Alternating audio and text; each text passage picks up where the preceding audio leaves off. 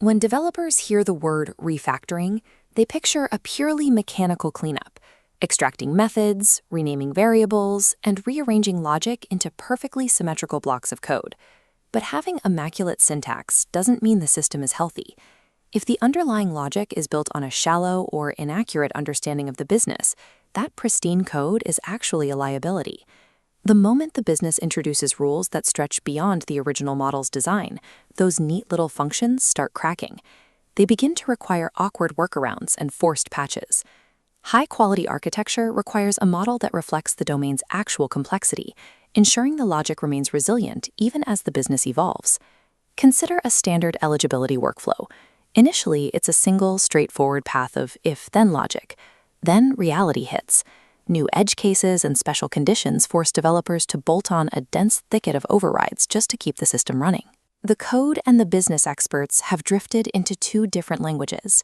The software is using a simplistic vocabulary to manage a reality that has become increasingly intricate. This friction indicates that the logic itself is no longer sufficient. Moving forward requires a shift in how the team interprets the underlying business rules. Resolving this technical wall doesn't require a formal architecture review board or a massive return on investment proposal. Instead, the most effective tool is a small exploration team. Gather 4 or 5 people, specifically mixing software developers with actual subject matter experts, and put them in front of a whiteboard. This group engages in a practice called knowledge crunching. They brainstorm potential models and test them by speaking the logic out loud, listening closely to see if the terms feel natural to the people who actually run the business. When the sheer volume of domain rules starts to feel overwhelming, the team has to aggressively narrow their focus. By carving out a smaller, highly specific slice of the problem, they can find clarity amidst the noise. The ultimate purpose of these sessions is to take the implicit assumptions that live in the domain experts' heads and translate them into rigorous, explicit concepts in the software. This diagram shows standard context mapping patterns, like open host service and anti-corruption layers, documented ways to structure relationships between parts of a system. Sometimes you don't have to invent a solution from scratch. You can lean on established analysis patterns to get unstuck. You shouldn't blindly copy these templates, though. They act as starting points that you must carefully adapt to fit the exact vocabulary and specific constraints of your own domain. While digging into the eligibility workflow, the team identifies a hidden division.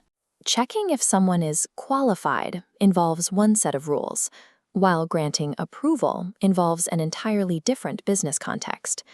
Armed with this insight, the developers split the process. They create one distinct pathway for evaluating qualification rules and a completely separate pathway for the final approval decision. Looking back, the original design seems obviously flawed, but building that first, naive version was the necessary stepping stone. The friction it caused is exactly what led the team to this deeper, much more accurate understanding. Software must evolve to remain useful, which means the codebase must be designed so developers can modify it without fear. If the code is impossible to navigate or safely extend, the product effectively freezes. This is the goal of a supple design. It makes the intention of the code instantly obvious to anyone reading it, and it isolates behaviors so that a change in one place doesn't accidentally break something entirely unrelated.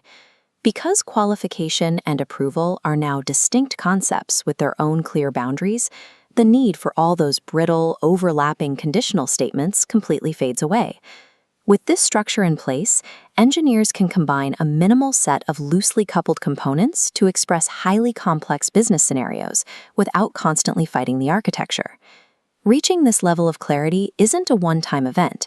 Refactoring toward a deeper model is an ongoing, daily practice that happens as your grasp of the domain improves. That said, there is a reality check here. You shouldn't tear up the foundation a week before a major release, nor should you build highly theoretical designs that the domain experts themselves can't recognize or validate. The process requires developers to genuinely immerse themselves in the business domain, maintaining a constant, unbroken dialogue with the experts who live and breathe the subject matter. This continuous collaboration ensures that as soon as the team's understanding of the business evolves, the code is updated to match it.